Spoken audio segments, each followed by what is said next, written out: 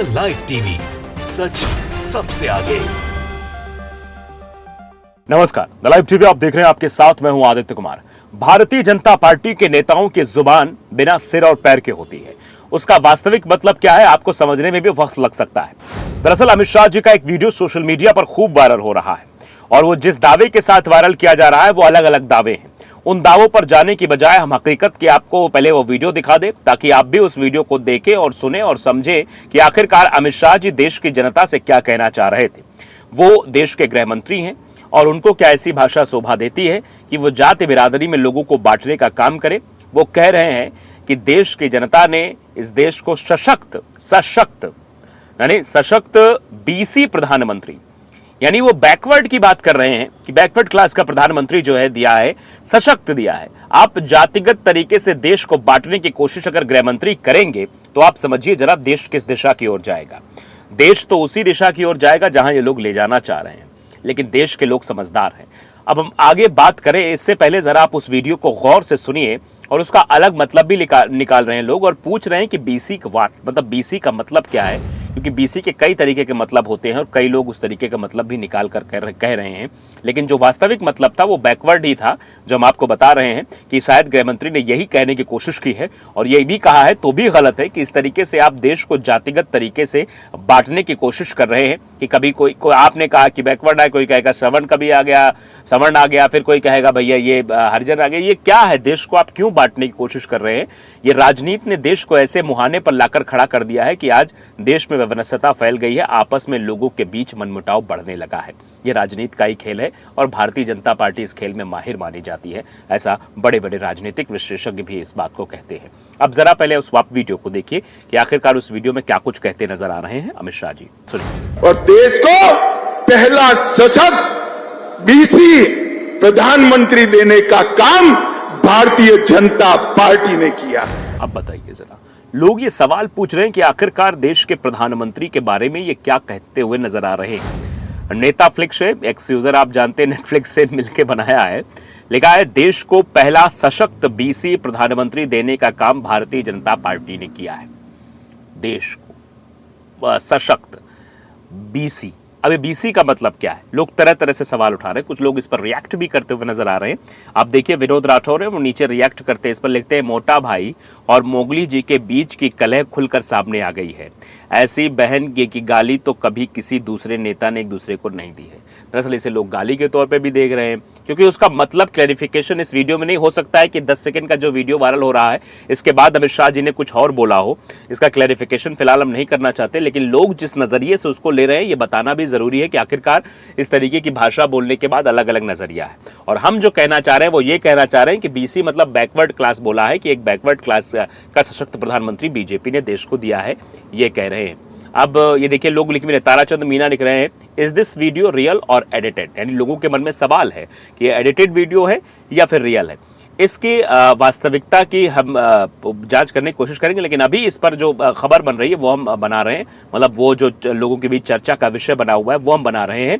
ये सच है या झूठ, द लाइव टीवी इसकी पुष्टि फिलहाल नहीं करता है, लेकिन हाँ जिस दावे के साथ ये वीडियो लगातार सर्कुलेट हो रहा है यही हम बताने की कोशिश करें। और लोग सवाल पूछ रहे हैं कि बीसी जो बोला गया है उसका मतलब क्या है। हमें लगता है ये बैकवर्ड क्लास बोलने की बात गृह मंत्री जी द्वारा की जा रही थी। विकास मौर्य लिख रहे हैं ये बीसी मतलब क्या होता है।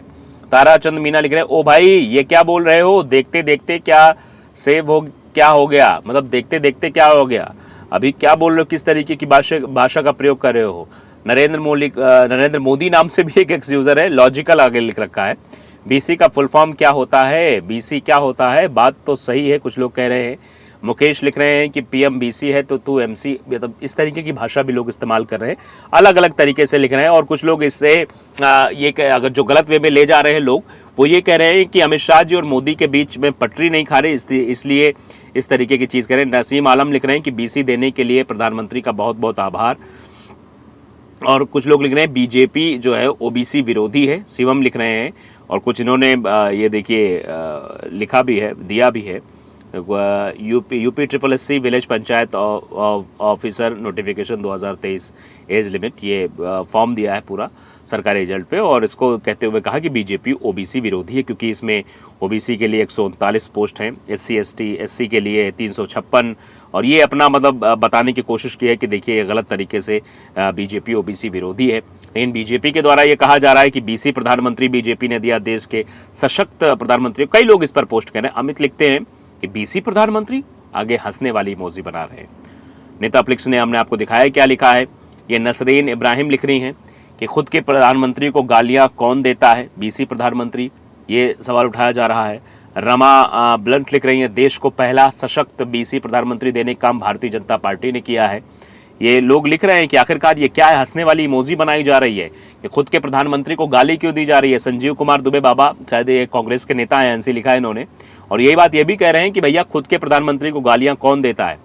और ये हाथ ने बदल दिए हालात ये हैं। वो लिख रहे हैं कि अमित शाह जी बीसी वॉट, मतलब बीसी का मतलब क्या है, इसका क्लैरिफिकेशन दीजिए। हो सकता है कि पूरे वीडियो में क्लैरिफिकेशन हो, लेकिन ये जो 10 सेकंड का ये जो वीडियो क्लिप वायरल हो रहा है, इसमें यही कहा जा रहा है कि भारतीय जनता पार्टी ने देश को पहला सशक्त बीसी प्रधानमंत्री, क्योंकि ओबीसी का मुद्दा भी उठाया था, किस तरीके से जातिगत जनगणना का मुद्दा बिहार में उठाया गया था। राहुल गांधी भी लगातार ओबीसी को लेकर बातचीत कर रहे थे। तो हो सकता है उस चीज़ को अपने फेवर में करने के लिए कि देखिए हमारा प्रधानमंत्री ओबीसी है या बीसी है, ये आप देखिए इस तरीके से शायद बोला हो। विकास बंसल हैं, समीर नकवी भी है, यही लिख रहे हैं कि भारतीय ये जो बोला गया है यही बयान लिखा जा रहा है। और देखिए टेररिस्ट अटैक के बारे में लोग भी एक्स पर पोस्ट कर रहे हैं, मतलब हैशटैग चला रहे हैं, जवान शहीद Jammu Kashmir, all eyes on मस्जिद अटैक, मस्जिद में जो अटैक हुआ है।